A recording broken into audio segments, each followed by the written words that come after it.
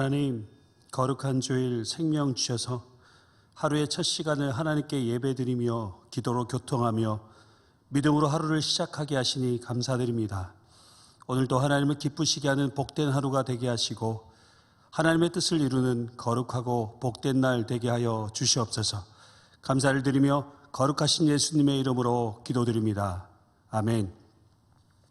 찬송가 435장입니다. 찬송 부르시겠습니다.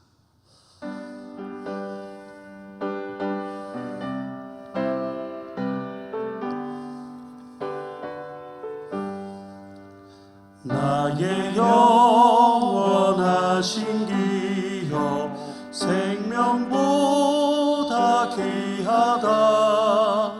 나의 갈 길 다가도록 나와 동행하소서.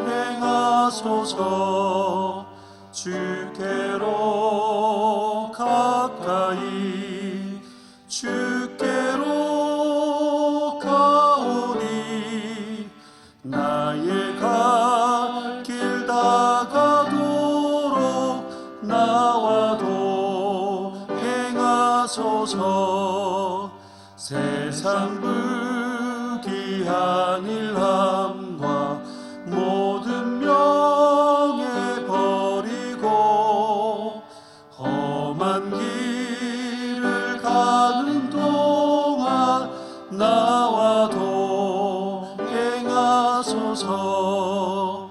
주께로 가까이 주께로 가오니 나의 갈 길 다가도록 나와 동행하소서. 어두운 골짝 지나가며 험한 바다 건너서 천국문에 이르도록 나와 동행하소서. 주께로 가까이 주께로 가오니 나의 갈 길 다가도록 나와 동행하소서. 아멘. 오늘 우리에게 주신 하나님 말씀은 마태복음 23장 1절에서 12절까지 말씀입니다. 마태복음 23장 1절에서 12절까지 말씀 제가 봉독해 드리겠습니다. 이에 예수께서 무리와 제자들에게 말씀하여 이르시되 서기관들과 바리새인들이 모세의 자리에 앉았으니 그러므로 무엇이든지 그들이 말하는 바는 행하고 지키되 그들이 하는 행위는 본받지 말라.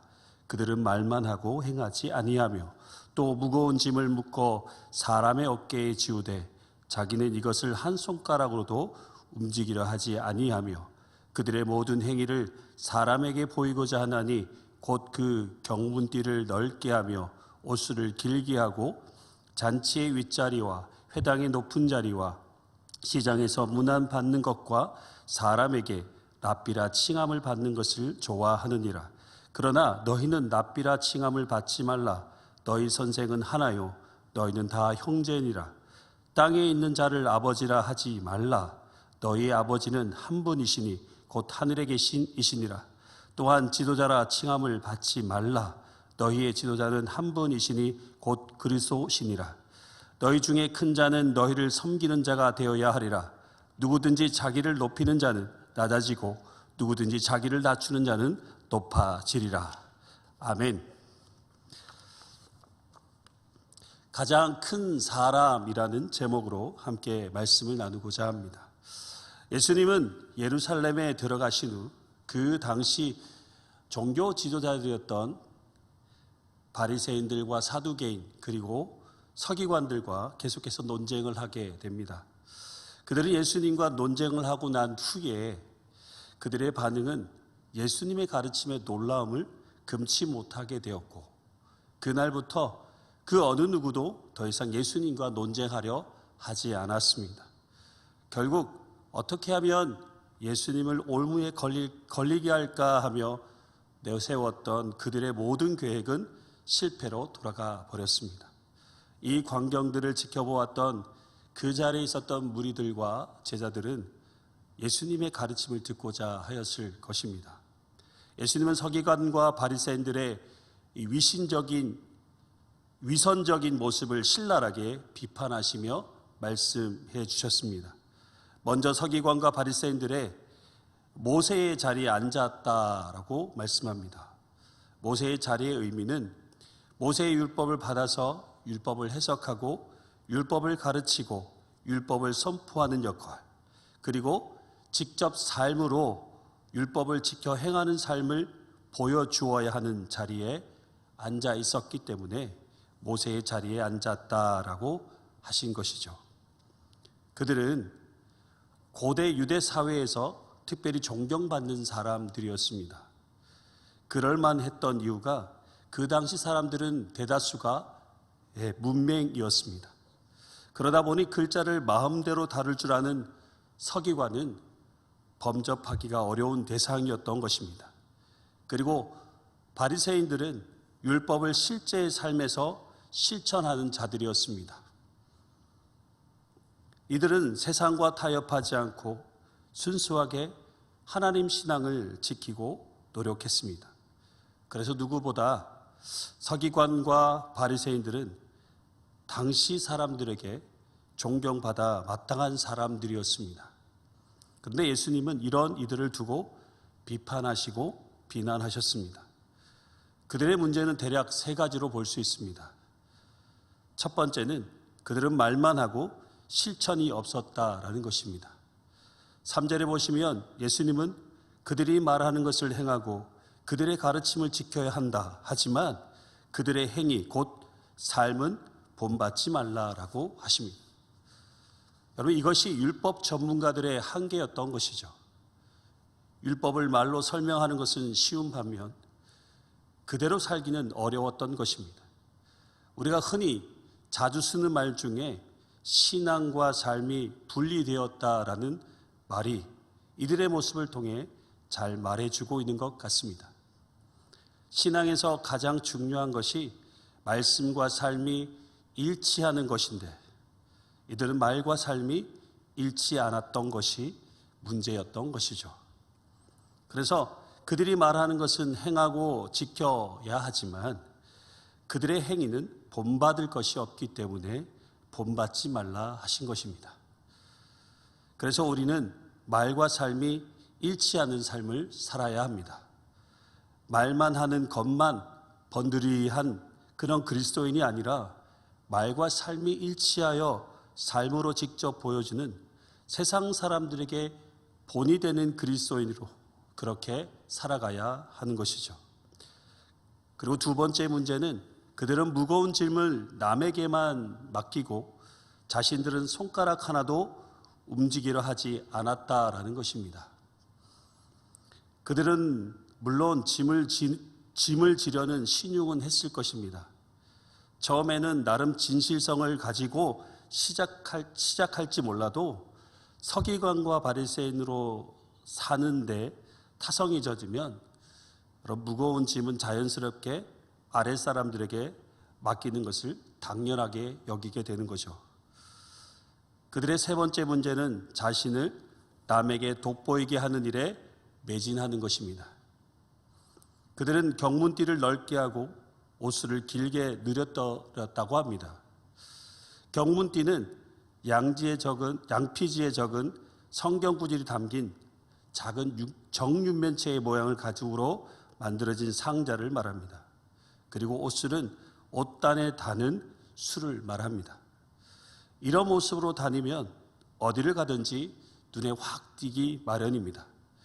자신들이 누구인지 사람들에게 자연스럽게 알리게 되는 것이죠. 그리고 이들은 잔치의 윗자리와 회당에서 높은 자리를 좋아하고 시장에서 문안받는 것과 사람들에게 랍비라 불려지는 것을 좋아했습니다. 이들의 이런 모습이 바로 위선적인 모습이었던 것이죠. 여러분, 서기관과 바리새인들이 처음부터 이런 위선적인 삶을 살지는 않았을 것입니다.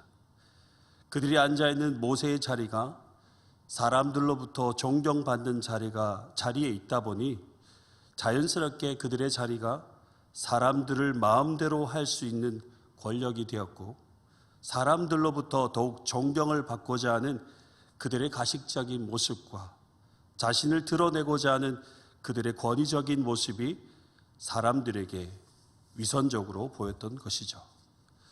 그런데 이들의 위선적인 신앙의 모습이 그들만의 문제가 아니라고 생각합니다.